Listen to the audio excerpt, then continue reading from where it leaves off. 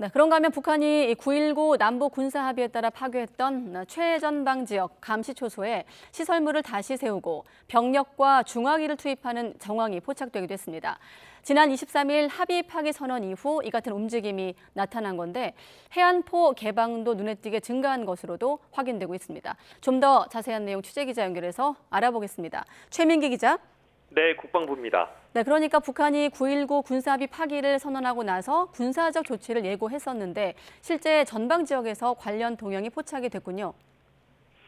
네, 맞습니다. 북한이 기존에 파괴했던 지피, 감시초소 자리에 감시소를 다시 설치하는 정황이 우리 군에 포착됐습니다. 우리 군 당국이 최근 지상 열상 장비 등으로 촬영한 북한군의 동향 사진을 공개한 건데요. 북한군이 경계우를 새로 구축한 모습이 확인됐고 이곳에 중화기인 무반동총을 가지고 들어가는 장면도 확인됐습니다.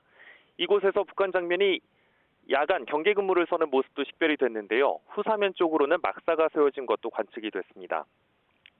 이같이 북한군이 감시초소에 병력과 화기를 투입한 정황은 9.19 합의를 파기하겠다고 선언한 지난 23일 다음 날인 24일부터 포착이 됐습니다.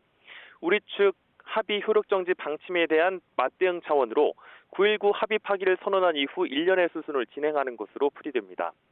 다만 북한군이 9.19 합의 이전 수준으로 설치물을 복원할지는 지켜봐야 할 것으로 보입니다. 아울러 북한의 서해안 일대 해안포 개방도 이전보다 크게 늘어난 것으로 식별이 됐습니다. 평소 1개소 정도에서 한두 개 포문을 개방했던 것과 비교해서 현재는 두 자릿수 이상으로 해안포 개방이 늘어난 것으로 보입니다. 이처럼 군사적 위협 수준이 크게 고조되면서 남북의 우발적 충돌 우려도 커지고 있습니다. 국방부는 북한의 이 같은 행위를 사실상의 9.19 군사합의 파기로 규정짓고 이에 상응하는 대응 조치를 준비하고 있다고 밝혔습니다. 국방부는 오늘 입장문을 통해 북한이 사실관계를 호도하면서 전면 파기를 선언하고 이어 일부 군사 조치에 대한 보건 조치를 감행하고 있다면서 이같이 지적한 건데요.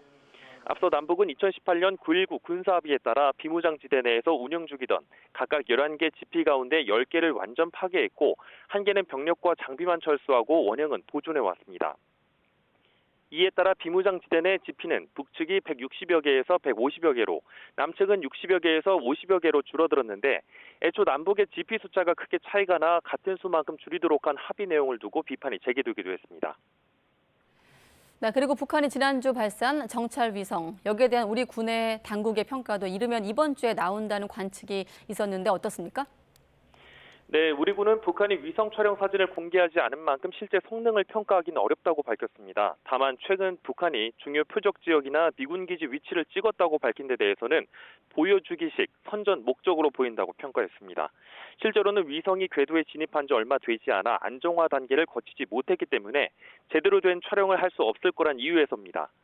군 관계자는 위성 촬영 결과를 원하는 수준으로 확보하려면 영상 품질도 보완하고 운용 시험 평가를 거쳐야 하는데 이같이 안정화되기까지 길게는 6개월에서 짧게는 4개월 정도 걸린다고 설명하기도 했습니다. 앞서 1차 발사 때 조악한 해상도였던 북한의 카메라 성능이 몇 달 사이 발전하기란 쉽지 않다고 언급하기도 했는데요. 또 러시아의 기술 지원으로 위성 수준을 끌어올렸을 가능성에 대해서는 러시아가 위성체를 통째로 제공하면 가능할 수도 있지만 북한 발사체, 관제수 소프트웨어에 호환 문제가 남는다며 부정적으로 내다보기도 했습니다. 이와 함께 우리 군은 지난 21일부터 시작한 북한의 정찰위성 발사 잔해물 탐색과 인양 작전도 어제부로 모두 종료했습니다. 합참은 낙하 지점을 파악해 수색 작업을 벌였지만 유의미한 잔해물이 발견되지 않았다고 밝혔습니다. 지금까지 국방부에서 YTN 최민기입니다.